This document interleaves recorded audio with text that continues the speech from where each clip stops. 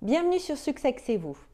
Aujourd'hui, je voudrais vous parler de la gestion émotionnelle lors d'un coming out d'un enfant. Est-ce que vous êtes prêt à visiter vos croyances? Alors allons-y. Concrètement, quand on se pose sérieusement la question « En quoi est-ce que la vie sexuelle de mon enfant me préoccupe ?» La réponse est très simple. En fait, en rien, puisque chacun fait ce qu'il veut de son corps et que, à part se dire « Oui, on est dans une normose et on sort d'une normose », eh bien, c'est ça qui est embêtant.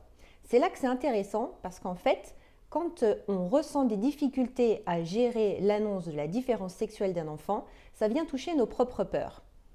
Alors bien sûr, on est tous très différents et on le vit de façon très différente, mais la question n'est pas de savoir si vous êtes ouvert d'esprit, fermé, traditionnel. La question c'est de savoir qu'est-ce qui vraiment vient me toucher, quelles sont les peurs lorsque mon enfant vient me partager qu'il a des préférences sexuelles différentes de la norme.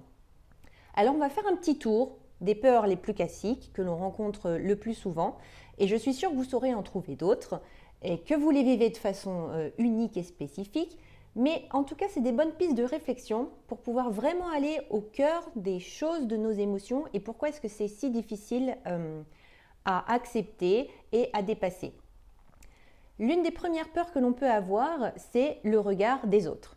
Des voisins, des proches, des amis. Effectivement, on aime bien que les choses soient d'une façon très établie, de plutôt normale. Encore une fois, j'utilisais le mot de normose, mais c'est un terme qui est assez rigolo pour dire qu'il faut avoir une vie normale, sans se demander ce que c'est que la normalité.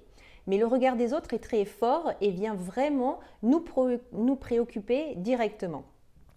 Il y a ensuite des peurs qui sont liées à ce qu'on imagine avoir des comportements stéréotypés de l'homosexualité. Très simplement, on va peut-être au début pouvoir se dire « Ah oui, alors ma fille va devenir un camionneur et mon fils va devenir une folle ». Donc ça, vous comprenez bien que ce sont des extrêmes, mais en fait, dans le détail, c'est aussi très intéressant de venir voir en quoi est-ce que cette différenciation qui peut peut-être se voir physiquement va venir vous préoccuper vous personnellement. Une autre peur assez intéressante et légitime, c'est la peur des maladies sexuellement transmissibles. Et là, quand on y réfléchit, quand même, on se dit, attendez, enfin, hétéro et homosexuels, on est quand même tous logés à la même enseigne. Il faut de toute façon, sur des nouvelles relations, se protéger à tout âge et dans n'importe quelle pratique sexuelle. Donc, la question de la différence sexuelle ici, du coup, n'a plus trop lieu. Ensuite, face à l'homosexualité, on peut aussi se dire que notre enfant va courir à une vie affective assez difficile et dramatique, de l'instabilité, pas de vie de couple possible. Alors en fait, là aussi, j'ai envie de vous dire que les hétérosexuels n'ont rien à envier ni à montrer en termes de stabilité, vu tout ce qui peut se passer aujourd'hui en termes de divorce, en termes d'infidélité. Je crois que finalement, on est à une époque où l'homosexualité comme l'hétérosexualité n'est plus un gage de stabilité.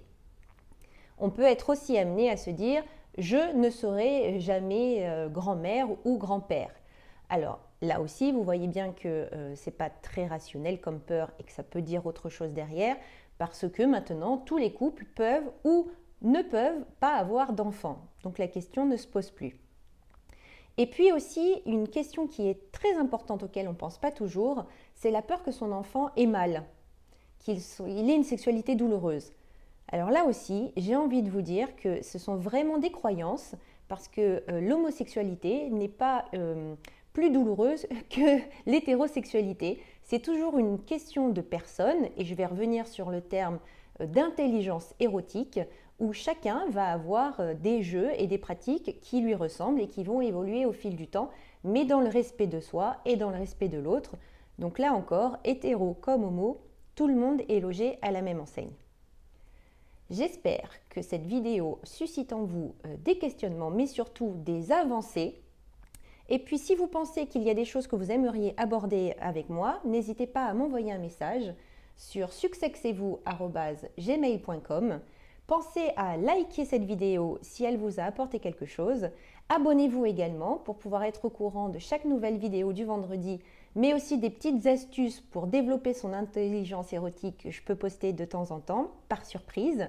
Et puis, on se retrouve à la fin de chaque mois pour un live et répondre en direct pendant 45 minutes à vos questions sur un sujet qui est bien déterminé.